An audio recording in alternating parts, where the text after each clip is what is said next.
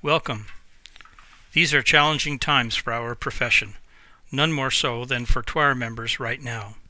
The following PowerPoint is a presentation from the Nova Scotia Teachers Union meant to inform all members with regards to issues and concerns surrounding the Glaze Report, Raise the Bar.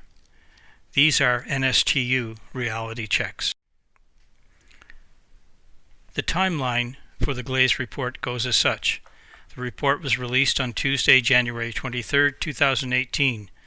The report supports predetermined government intentions outlined in the Minister's Action Plan of 2015. Government announces plan to implement entire report on Wednesday, January 24, 2018, without any consultation. On Friday, January 26, the House is recalled as soon as possible. The date for the recall will be February 27th. Government's Glaze Report Recommendation 8. Removal of principals, vice principals, and other supervisory staff at the board level from the NSTU. This presents concerns for principals and teachers on many levels. Many have teaching components in their assignment. Teaching without the protection of the NSTU could be a gamble with one's career. There are no rights under the collective agreement, such as seniority, NSTU representation, and job security. Benefits will also be affected, such as total care medical, long-term disability, and counseling services. In cases of conflict, administrators will be on their own. No grievance process, no independent arbitrator, layoffs will be easier. No mechanism for returning to the classroom other than applying from scratch. No clarity on who, if anyone, will negotiate for administrators. Will administrators be required to work during summer, March break, or Christmas holidays? In British Columbia, some vice principals earn less than the teachers they supervise. On page 34 of the Glaze Report, it is stated, it is a long overdue change that would put Nova Scotia in step with their peers elsewhere. Reality? Most Canadian principals are in the same union as their teacher colleagues. 7 of 10 provinces have a collegial model. Alberta and Saskatchewan rejected this approach. In provinces where principals have been removed, there has resulted increased conflict, greater number of grievances, greater financial and human costs, and poor school climate. Page 34 also states, this model would establish a coherent management education model instead of the conflict of interest that currently exists with both management and employee in the same union. Reality? Nova Scotia Teachers Union administrators are teachers with administrative responsibilities. They are teachers first, or the principal teacher. This move will discourage teachers from moving into administration, and potentially non-teachers may become administrators. Following from the same quote, are principals management or instructional leaders? More rigid and confrontational application of the agreement by both sides is likely and is evidenced in Ontario where this has happened. The Glaze Report will result in a shift of accountability to reporting directly to the public. Administrators will be required to belong to the College of Educators. Student Progress and Assessment Office and the Ombudsman will all be vehicles by which reports directly to the public can be made. We will all report directly to the public. These will be new avenues for parents to use when they have concerns with teachers and administrators. Administrators must choose to be ripped from the NSTU or return to the classroom. The reality, do administrators trust the government? Do you want to be a manager or an educator? There's no mechanism to deal with a potential exodus. Who will be our new administrators? Government's Glaze Report, Recommendation 7. Create a Provincial College of Educators. A College of Educators. Every teacher and administrator will be required to join at their own expense. A college will be a watchdog for the public to police teachers. The college will control certification. Will teachers be able to continue to choose their own professional development, including those leading to license and salary increases? The Ontario example is that teachers must pay application fees for every course they take. College of Teachers will not increase professional voice, but rather diminish it. The loss of NSTU as an equal partner in certification will be inherent. The college will nullify important provisions of the collective agreement, such as just cause, the grievance process, and protection for the falsely accused. The college would perform some roles now held by the department, such as teacher certification, and by the NSTU, such as discipline. This is found on page 33 of the Glaze Report. The reality? School boards are responsible for discipline, not the NSTU. The NSTU represent teachers in disciplinary matters. On page 33, the Glaze Report states, in the interest of openness and independence, an independent College of Educators will be seen as impartial and without the conflict of interests when a group is in charge of both negotiating its membership needs and overseeing discipline. Reality? There is no conflict of interest. In matters of teacher discipline, it is the school boards and EECD that are responsible. Also on page 33. The model is well established elsewhere and in other professions, from physicians to lawyers, dentists to barbers. Reality? The only jurisdiction in North America that has a college is Ontario. British Columbia did have a college, but it was disbanded. As well, on page 33, the Glaze Report makes a spurious claim that a college would improve teachers' professional status. She states, I believe that Nova Scotia teachers should achieve full professional status and a more significant role to contribute in the education system like their counterparts in other jurisdictions and countries. Reality, teachers in Nova Scotia already have full professional status. Government appears to be suggesting that only Ontario teachers have full professional status.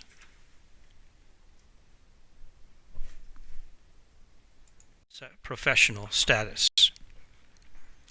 As well, on page 33, the report states every 5 years members should demonstrate to the college that they have continued their own education by taking accredited courses aligned with department and school priorities. The reality?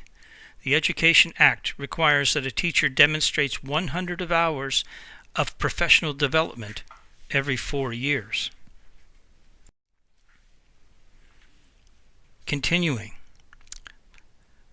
On page 33, it's quoted as, professional educators, those with teaching certificates, should have significant presence in the membership of the college with substantial representation from business, labor, industry, and others, such as provincial parent groups and community organizations.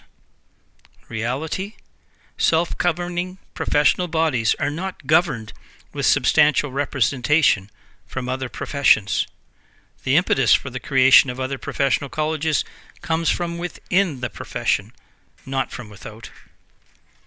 Teachers are not self-employed, which is what a governing body addresses. Central employer, certification, and discipline are all addressed for teachers. Finally, will the college create an even greater substitute shortage? The question must be asked, who is to pay? In Ontario, it is teachers, including administrators. They pay an annual fee to maintain certification and other mandatory fees, including application fees per course. This constitutes $41 million and a staff of 173 full-time employees paid for by Ontario teachers. Legal fees of the college must be borne by the individual member who has been accused. Result: a virtual pay cut for teachers. Government's Glaze Report, Recommendation 11, Mobility and Choice to work in any region in Nova Scotia by removing barriers. On page 35 of the report, it categorically states Nova Scotia needs teachers. Reality: seniority is calculated very differently from board to board. Implementation will pick winners and losers based on originating boards. Will relocation be a teacher's choice or government's choice? The ability to move does not create or attract new teachers. Continuing on page 35, the Glaze Report claims it simply does not make sense to prevent teachers from moving freely from one community to the next, should a job vacancy arise. Reality: teachers presently have the in-province teacher exchange. Increased mobility will have unintended negative consequences, such as an urban versus rural divide that could leave our rural schools in a dire shortage. Continuing on page 35, it is stated that this is not to be used as a means of bumping younger teachers from their jobs. The reality: current collective agreements protect against bumping. Province-wide seniority will restrict young teachers' employment options. Young teachers will likely be forced to move. It further states this may need to be addressed in the teachers' bargaining agreement. Reality: collective agreements are in place with staffing articles. Negotiate? Recent events point to legislate. And what is the teachers' bargaining agreement anyway? Continuing on, I would encourage all who care about having outstanding teaching across the province to embrace this possibility. Reality: outstanding teaching already exists across the province. How is increased mobility connected to the quality of teaching in Nova Scotia? Government Glaze Report, Recommendation 1.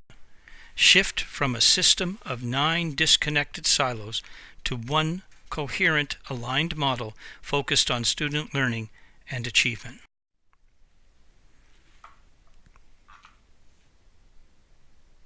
The savings on unnecessary administration can be used instead on classroom priorities. This is what's stated on page 24 of the report. The reality is, the removal of elected boards does not necessarily create administrative savings. Dr. Glaze stated she didn't know if there would be any savings. Only 25% of survey respondents recommended cutting school boards. As well on page 24, it states enhance local voice with the creation of vibrant school advisory councils. The reality? Some SACs already have a vibrant presence for the past 2 decades, but many have difficulty securing members. The question to be asked is, how exactly will local voice be enhanced? On page 24, the Glaze Report states, ensure voice of Mi'kmaq and African Nova Scotians is heard at the ministerial level. Reality: the Council on Mi'kmaq Education and Council on African Canadian Education have long been active and engaged. Government doesn't need a report to listen to the voices of CME and CASE. Government plans to change superintendents to regional executive directors of education. On page 25, Dr. Glaze states, change the role of superintendents, now referred to regional executive directors of education. Reality? They will now answer to the minister instead of a democratically elected board. The new title reflects a corporate model as opposed to a publicly funded education model. Government plans to keep the existing regional administration offices. She states that this approach should mean faster service, unified policies and procedures, reduced administrative costs, and a more nimble system. Reality? There is no evidence to support this.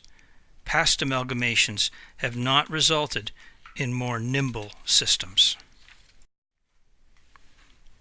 Government Glaze Report Recommendation 3.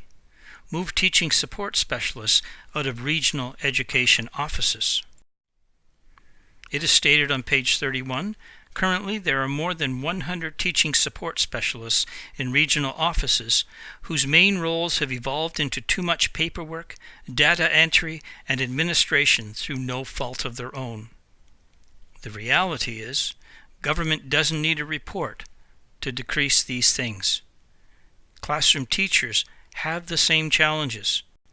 No consideration was given for them.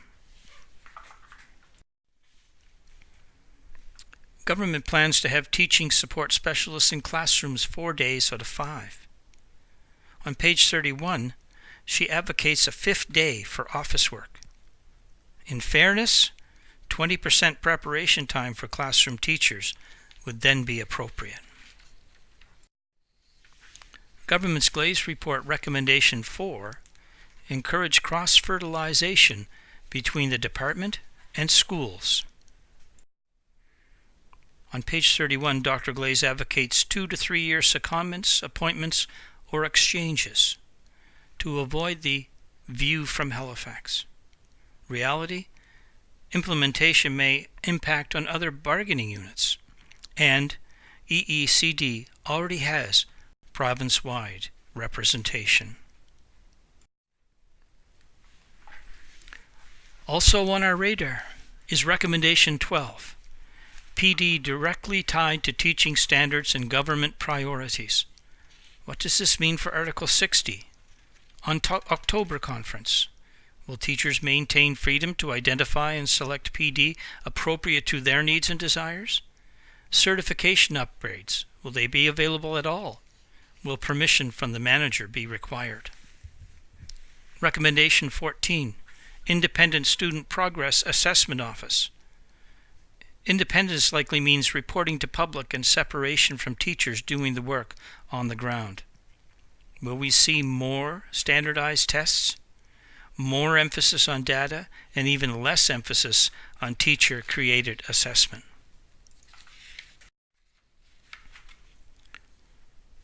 Recommendation 13, new positions called Physical Activity and Extracurricular Coordinator. In the summer, before and after school, community use extracurriculars. Will this be an NSTU position? Will teachers be required to coordinate extracurriculars? The NSSAF in the organizational structure of EECD. Recommendation 15, Ombudsperson for Education. This advocates an independent office to investigate and resolve concerns and complaints of parents and the public. Yet one more level of accountability from an already overtaxed teaching profession.